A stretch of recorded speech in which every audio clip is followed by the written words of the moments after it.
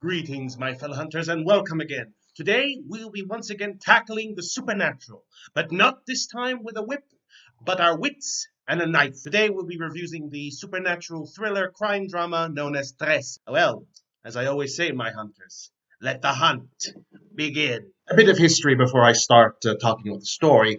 Trese is based on the graphic novel of the same name, written by two Filipino authors. I have their names up here, so that way, because I will basically butcher it and saves me being embarrassed. But anyway, it's basically a horror crime thriller that's basically about the supernaturals of the Philippines. So yes, just a little bit of heads up, this is not based on any mangas, it is based on a graphic novel, and so just to clear that up. Anyway, back to the story.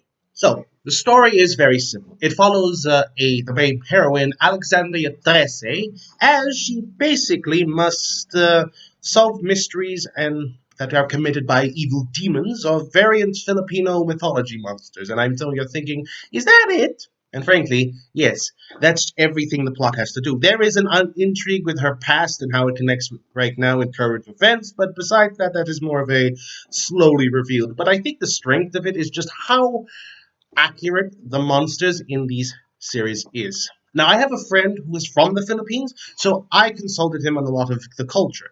And I can say that, yes, all the monsters in the series are very accurate to how they are for the Philippines. So I'll give credit, but that's to the authors being from the Philippines, so he knows them pretty well. But I feel like the story has enough intrigue, and especially for those who are not from the Philippines, as I didn't know much about Filipino cryptids, but until watching this, I had an interested fascination with it. So it did something right that got me interested in understanding different monsters from the Filipino culture. Very interesting, and for those who love a good spice of monsters, this could be good with a slice of thriller, horror, and crime dramas. It's pretty good. Honestly, I feel like this is just kind of like and this is on my own personal thing, it feels like it's a reverse Castlevania. Instead of them hunting the monsters and basically destroying them, the thing is that she has to solve them and try to maintain peace between the different monsters. So I always found the two series is kind of nicely diaposic with each other, and it's very entertaining. It's, again, like I said before, it's about how the culture is represented in the series, and it's very well done representative. The Philippines look as how I'd imagine it from the pictures I've seen, and again, like I said, I have friends from the Philippines, and they said it looks pretty accurate to how it is there. So overall, I give it pretty good for world building, cultural, and historic relevancies, and the fact that mythology wise, it sticks pretty close to the monsters of that place, as heck, they even sound the same name, and they're pretty accurate once I Googled them. I know, a hunter uses Google. And no, before you think it, I'm not going to hunt any of them. But anyway, overall, I like the story. Its simplicity makes it easy to follow for anybody, but there are quite a few bumps that did throw me off. And I really do hope they have a second season to explain it, because a lot of threads have sadly not been tied. Well, let's hope. So anyway, I think it's fine. As for the characters, I'm going to be quickly going by them because they're honestly, they're not very talkable for very too long. So don't expect me to go from like in-depth discussion about them, because the story is good, but characters are kind of, I want to say, one note, if that's a good word to say. I'm not saying they're bad. Just because they're simple doesn't mean bad. I'm just saying that they don't have many dimensions to them that I find. Maybe one or two, three, if I can figure it out. So first up, we have the main heroine herself, Alexandria Trese. And how do I put this? Alexandria is a very one-note character, and as when I was watching it, I felt like she was only one type of character. She's very smart, don't get me wrong. She's very crafty, but she's also the very serious sort of person, be it male or female, be damned. I don't like the sort of serious character that's just doesn't learn how to relax. She is cunning, I'll give you that. And even though I said does have a very wouldn't say cheeky, but very smirky side to her sometimes. Not saying that's bad or anything. I'm just trying to say is that she is very clever in how to use the situation to her advantage. I'll give you that much. But besides that, she's a very one-note character. And that's the best I can give it. The next characters are basically Crispin and Basilo, the twins. And I frankly can't talk about them because during the show, they have little to no characterization in the entire show. There is a little bit at the end, but besides that, they're mostly quiet and there to be like Alexandria's support, per se. Yeah, that's it. That's all I can talk about them because they didn't have much screen time. They were all the time, but they didn't talk much during the whole thing. I can't say they're a little childish because they have some childish behaviors in the sense that they are actually like, how do I put this? In one episode, they were very cool about a new video game. But besides that, I can't really talk about much about them. So, yeah, but I can't say this. They are based on characters of by the Filipino hero Jose Rizal, but besides that, and they sharing the same names as the two main characters, nothing much about them I can talk about. Eh, Next up, and finally, we have Captain Guerrero. And the best way I can summarize his character is that he's the good cop with the good heart surrounded by people who are basically the bad guys. Not bad guys, but the corrupt individuals. Not Alexandra and the twins. No, no, the good guys too. They have principles. But like, he's surrounded by people who are corrupt and very uncivilized to criminals or people that are basically just causing little problems. He tries to treat them fairly. He is a man with honor and principle, and something in a world where he is, that's saying a lot. So yeah, that's all I can say about. He's just a good cop in a place with a lot of bad people, and sometimes you just need that.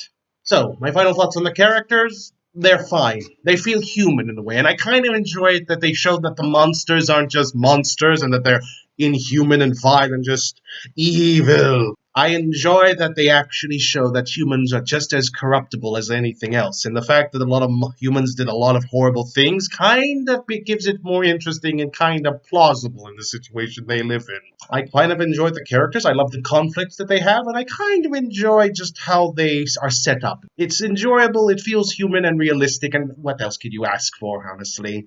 You just gotta love those moments. The animation for this animation is pretty solid. I like the lightings and the shadows are really good. It gives a nice sense of foreboding and horror to it. I'm not surprised it is a horror show. And I honestly like the style it goes with. It's very, I'm going to say anime, but I might be throwing that term a bit loose. It looks very good.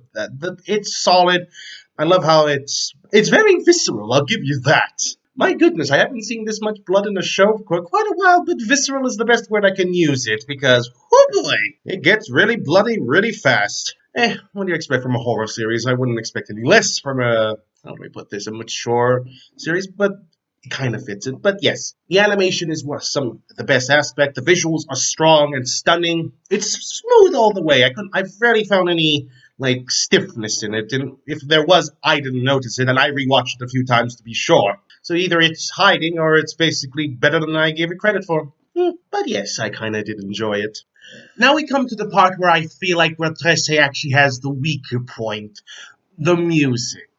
And I don't know why this seems to be a theme for a lot of Netflix series. For me, the themes are kind of forgettable, except Castlevania, but that's because its themes were actually epic and cool. But I feel like Trese's music just, how do I put this? It doesn't really stick to me in any conceivable way, and I don't know if that's a bonus and a positive, but you could argue it's both. It's a bonus because it's doing its jobs and it's not sticking out, but I could also say it's a negative because there's no one tune that sticks in my head long enough for me to remember it. It's a shame because if they actually had some good memorable tunes, I can actually remember it. Even the opening, I'm going to call opening, doesn't have any tunes. And I really, really miss the days when TV shows actually had a catchy tune that makes it memorable. Because people gotta remember, the opening is everything. If it's good and catchy, you're gonna like it. And I still listen to a lot of my old shows' music, even though they don't air anymore, because the opening theme was catchy. And like I said, going back to Trese, there's no one music in my mind that I can actually recall. And it's a shame, like I said. But as some say, it is never meant to be. Oh well. So, my overall thoughts on Trese is thus. It's a good series, and I enjoy it that this is actually a good start. It's not the strongest start, but it's a good start on introducing us to the series. I enjoy the fact that it actually introduces me to the Filipino culture. I'm not very knowledgeable about the Philippine culture, but thanks to my friends and other people I've talked to who are from the Philippines and who live in the Philippines, I've understand a great deal more of it. Its customs, its language, and everything about it. It's also fascinating. And if you're the sort of person that loves a accurate interpretation of a country's mythology and culture, especially the Philippines, I'd say watch this. If you love a guy who enjoys horror and mystery and crime with a little bit of sprinkling of action, I go it. If you like both, this is your dream come true, everyone. Overall, yeah. Trese is definitely the series that I think people should be looking out for, and I'm surprised not many people are talking about it. It's kind of sad. I know it's a few months old at this point, but still, you'd think people would still talk about it. But nevertheless, I'm talking about it now and giving it my Hunter's seal of approval.